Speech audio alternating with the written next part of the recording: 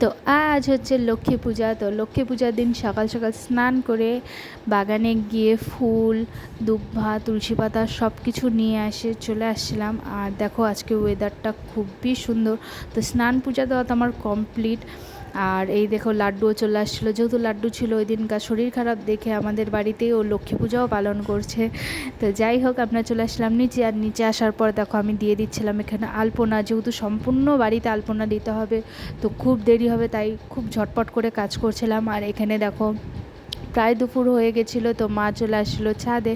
আর এই যে কলার কান্দি কাটছে, কেননা আমাদের ঠাকুর কলার কান্দের উপরেই বসবে। আর ছুলে নিচ্ছিল মা নারকেল, যেহেতু একটু ভোগ রান্না হবে। ভোগ বলতে আমাদের নাড়ু, মুরকি, মোয়া এগুলাই দেয়, তো এখন সব কিনতে পাওয়া যায়, তো মা তেমন কিছু তো করতে পারিনি সেই জন্যে। তো আমি এদিকে পূজা জোগাড় করেছিলাম, ফুলের মালা গাঁথে নিয়েছিলাম, সব কিছু জোগাড় আমিই করি পূজার। আর এখানে মা করে নিচ্ছিল ভোগ, তো পায়েস, লুচি যেটুকুনি বানানো সেটুকুনি মা বানিয়ে নিয়েছিল। আর বাদবাকি সব আমাদের বাজার থেকেই আনা হয়েছে। তো যাই হোক এই দেখো আমার মা ফুলকো লুচি ভাজছে, তো সব ভিডিও মাই করছে এটা। তো যাই হোক আমরা কাজ করতেছিলাম, তো লাড্ডু একা বসেছিল, তো লাড্ডুকেও দিয়ে দিয়েছিলাম, বললাম যে একটু মিষ্টি প্লেটটা সাজাই দিতে, তো ও খুব সুন্দর করে সাজাইছে। তো এখানে মা কুড়ায় নিচ্ছিল নারকেল। তো আমরা এখানে আজকে বানাবো সিন্নি প্রসাদ। তো সিন্নি প্রসাদ এই জন্যে বানানো হচ্ছিল যে সব কিছুই ছিল, প্লাস পূর্ণিমা, তো একটুখানি নারায়ণ ঠাকুরকেও ভোগ দেওয়া দরকার, সেই জন্যে, যেহেতু আমাদের লক্ষ্মী নারায়ণ ঠাকুর একসাথে আছে। আর এমনি সরাতে তো শুধু লক্ষ্মী ঠাকুরের পূজা হয়, তো সেটার আলাদা, প্লাস লক্ষ্মীনারায়ণের জন্যও মা একটু সুন্নি প্রসাদ বানিয়ে নিচ্ছিল। আর সিন্নি প্রসাদ বলতে আমার অতটা ভালো লাগে না, কিন্তু আমার মার সবারই খুব পছন্দ। তো এদিকে হয়ে যাচ্ছিল আমাদের বিকাল। আর এই দেখো সূর্য খুবই সুন্দর লাগতেছিল দেখতে। তো লাইট টাইট সব কমপ্লিট করে এই দেখো আলপনা, সম্পূর্ণ বাড়িতে আলপনা দেওয়ার পর এই যে আমরা লাস্টে ঠাকুরে আলপনা দিই। আর এই দেখো সব কিছুই রেডি হয়ে যাচ্ছিলো।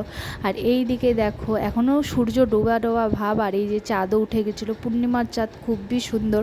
আর এই দেখো পূজার সব জোগাড় ঠোগাড় সব হয়ে গেছিলো, প্লাস পূজাও হয়ে গেছিলো। যেহেতু মা আমরা নিজেই বাড়িতে ঘরোয়াভাবে পূজা করতে হয়, লক্ষ্মী পূজা তো করে নিয়েছিলাম পাঁচালি পরে।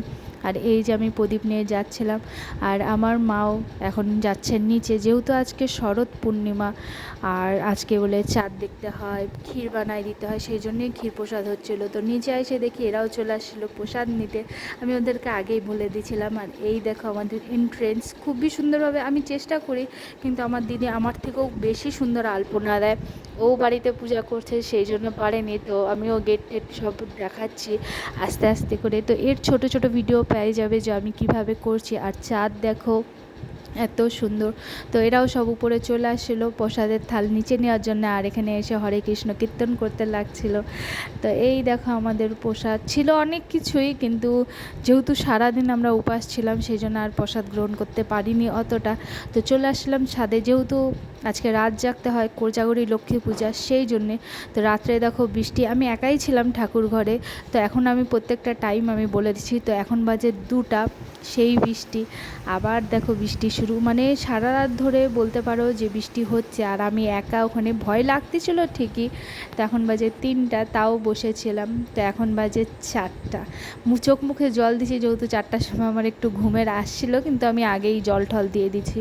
আর এই দেখো হয়ে গেছিলো এখন 5টা, তাও কতটা অন্ধকার। বৃষ্টি এই টাইমেই থামছিল, দেখতেই পারছো। তো চলো আমি এখন একটু বাইরে নিয়ে যাই। তো এখন বাজে ভোর প্রায় 5:30, তাও দেখো মেঘ। ও মাই গড, ওইদিকে তো পুরো বিদ্যুৎই চমকাচ্ছে। তো এই দেখো পিছনের থেকেও আমি ভাবছিলাম যে সূর্য দেবতা উঠবে, কিন্তু উঠেনি, কেননা মেঘ ছিল ওই দিনকার প্রচণ্ড। তো যাই হোক একটুখানি বেলা আসার পরে এই দেখো আমি আবার দিয়ে দিয়েছিলাম পূজা। তো পূজা টুজা কমপ্লিট করে আমি এখন যাচ্ছি নিচে, দেখতেই পারছো আমি পূজা নিই। তো নিচে যাওয়ার পর একটু ফল টল সব খাওয়ার পর সন্ধ্যার টাইমে আসছিলো এরা আমাকে একটু ছামিয়া ডান্স দেখানোর জন্যে, যেহেতু ওদেরও টাইম পাসের কোনো ইসে নাই সেই জন্যে। তো যাই হোক আজকের ভিডিও এখানে দেখাবে, পরে ভিডিওতে টাটা।